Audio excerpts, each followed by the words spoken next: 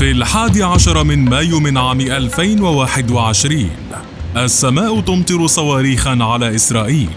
130 صاروخا انطلقوا معا نحو تل أبيب، و137 صاروخا استهدفت مستوطنتي عسقلان وأسدود خلال 5 دقائق. كان الرعب يدب في كل مكان. أيام والصواريخ تتوالى حتى استهدفت المطارات وخطوط أنابيب الوقود. وقبل أن تستفيق إسرائيل من الصدمة، ظهرت الطائرات المسيرة الانتحارية التي استهدفت منصة الغاز في عرض البحر. كل شيء يبدو جنونيا مع أكبر عملية قصف تشنها الفصائل الفلسطينية على تل أبيب، حتى خرجت حماس لتعلن عن إدخال الكتائب صاروخ عياش 250 للخدمة، ليكون الأحدث الآن والأبعد مدى بما يتجاوز 250 كيلومترا وبقوة تدميرية هي الأكبر. إلا أن الأمر لم يبدأ اليوم، بل قبلها ب20 عاما مع بدايات الانتفاضة الثانية. إليك قصة صواريخ قسام من المهد إلى القصف. قسام فرحات.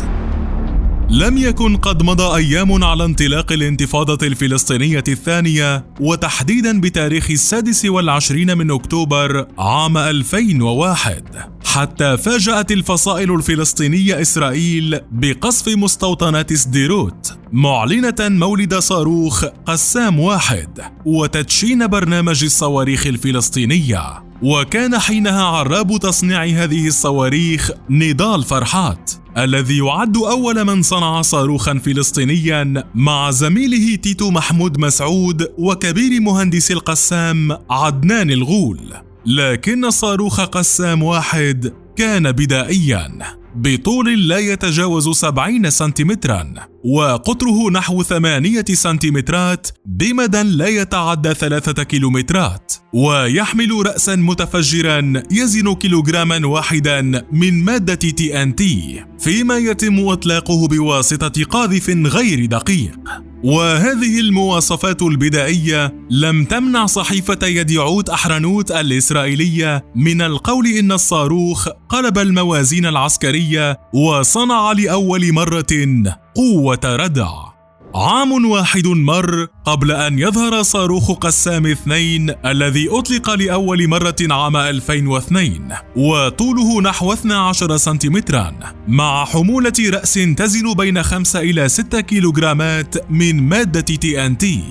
الميزة الأكبر لقسام 2 كان مداه الذي وصل إلى 12 كيلومترا، ما مكن صواريخ الفصائل الفلسطينية الوصول لأول مرة لمناطق سكنية إسرائيلية. أما قسام 3 ظهر عام 2005 وازداد مداه إلى 17 كيلومترا، مع حمولة رأس من المادة المتفجرة تصل إلى 4.5 كيلوغرام.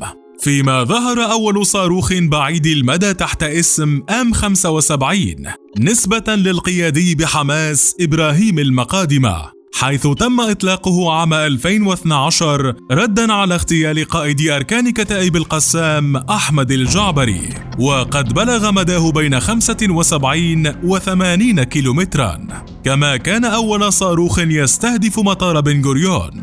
وفي عام 2014 أطلقت الفصائل الفلسطينية لأول مرة صاروخ S-55 المعروف بسجيل، ويبلغ مداه 55 كيلومترا.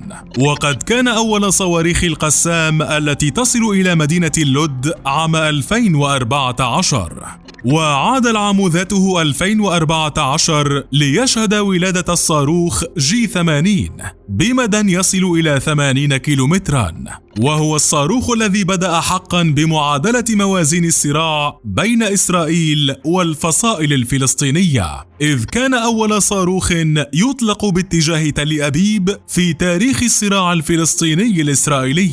وقد سمي باسم نائب القائد العام لكتائب القسام بحماس أحمد الجعبري، كما أنه أول صاروخ تفشل القبة الحديدية باعتراضه ضمن العملية التي أطلق عليها حينها اسم العصف المأكول عام 2014.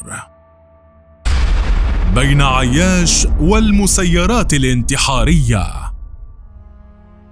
مع حلول عام 2015 كانت الفصائل الفلسطينية على موعد مع أول صاروخ سيضرب عمق إسرائيل في مدينة حيفا، وسمي R160 نسبة للقيادي عبد العزيز الرنتيسي، ويبلغ مداه 160 كيلومترا، ما مكنه من ضرب العمق الإسرائيلي على مسافة أكثر من 100 كيلومتر من قطاع غزة.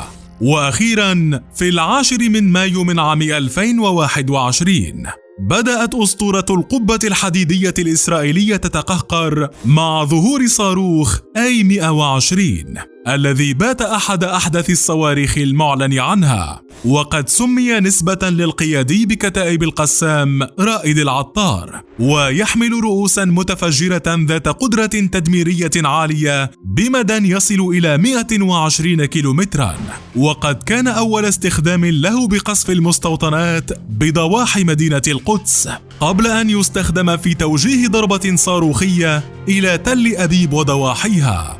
وفي الضربة الصاروخية التي استهدفت تل أبيب ومطار بن غوريون في 12 من مايو، كشفت الفصائل الفلسطينية عن استخدام صواريخ SH-85 ومداه يصل ل 85 كيلومترا، وجاءت تسميتها نسبة للقيادي محمد أبو شمالة، لتبقى الصواريخ الأحدث والأكثر خطراً تلك التي ظهرت في 13 من مايو تحت اسم صواريخ عياش 250 نسبة لأحد أبرز قادة الكتائب يحيى عياش، إذ إن هذا الصاروخ هو الأبعد مدى، إذ يصل لعمق 250 كيلومترا، كما أنه ذو قوة تدميرية هائلة، وتم إطلاقه تجاه مطار رامون جنوب فلسطين على بعد نحو 220 كيلومترا من غزة. وقد مكن هذا الصاروخ الفصائل الفلسطينية من إعلان أن كل نقطة من شمال فلسطين إلى جنوبها في مرمى صواريخها.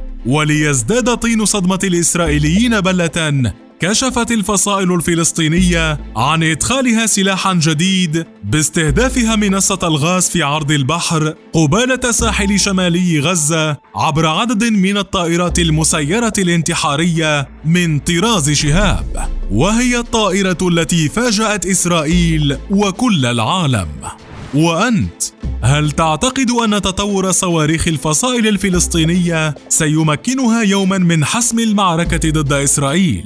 أم أن قلب موازين القوى مع دولة مثل إسرائيل يحتاج أكثر من صواريخ بعيدة المدى؟